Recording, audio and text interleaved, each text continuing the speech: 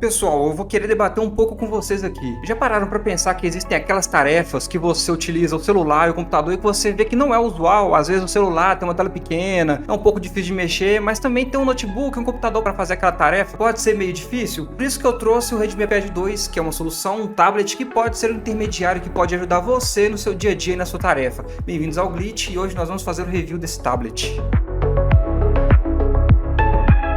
Pessoal, então vamos começar aqui pelo unboxing, fazer as primeiras impressões desse aparelho que a Xiaomi disponibilizou pra gente. Essa aqui é a caixa, não tem muita diferença aqui, né, dos aparelhos antigos. Na verdade, eu acho que é uma ótima qualidade da caixa, uma ótima experiência, principalmente quando você vai abrir, né, porque você vem, abre assim, eu acho que é muito legal isso. Isso é uma experiência que a gente vê na Xiaomi já há algum tempo.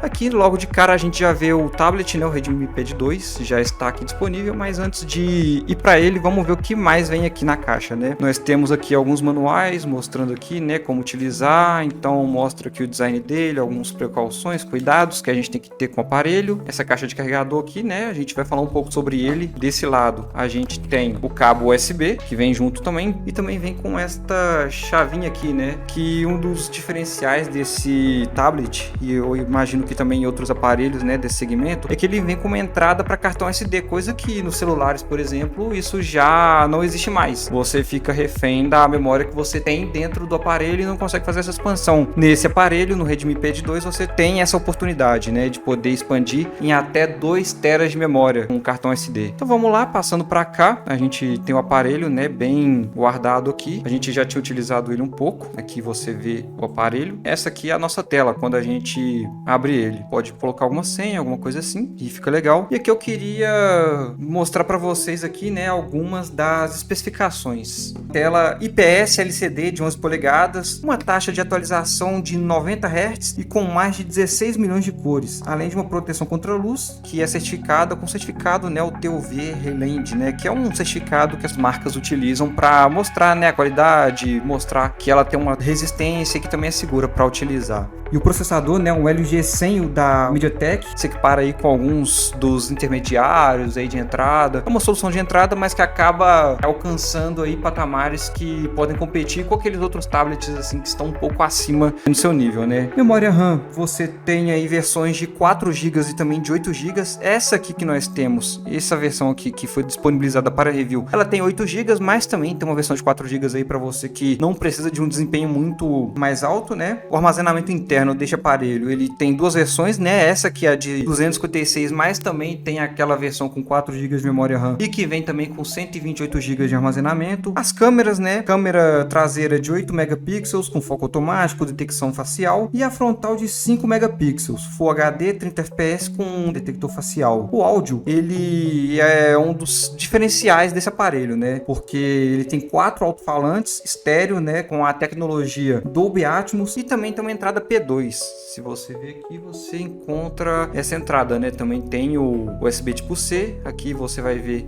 as saídas de áudio, né? Dolby Atmos. Então, ele é bem equipado, né, nessa questão. E a bateria é um dos grandes diferenciais, né? E ela possui 9.000 mAh, com os nossos testes chegando aí a uma duração de 17 horas, né? Se fosse pegar tudo seguido. A gente utilizou o tablet aqui, né, para algumas tarefas, para testar, tanto com coisas do dia a dia, mexer em planilha, utilizar para assistir vídeos, coisas de trabalho, e também deixei emprestado com minha irmã para ela também fazer algumas demandas de estudo, e foi bem satisfatório. Com o carregamento, a gente pode ter colocado aí numa sexta-feira, por exemplo, e no domingo ele ainda estava com 15% de bateria, então é um desempenho aí de bateria que é muito bacana, principalmente para quem aí quer uma durabilidade e não quer se preocupar com um notebook, por exemplo, que leva muito tempo para carregar e descarrega muito rápido. Então o tablet ele também entrega uma durabilidade muito maior, até mesmo que o do celular, né? Que o do celular a gente tá com ele na mão mais tempo, com mais tarefas fazendo, assistindo vídeos, gravando, fazendo alguma coisa, e o tablet ele entrega isso com uma durabilidade muito maior.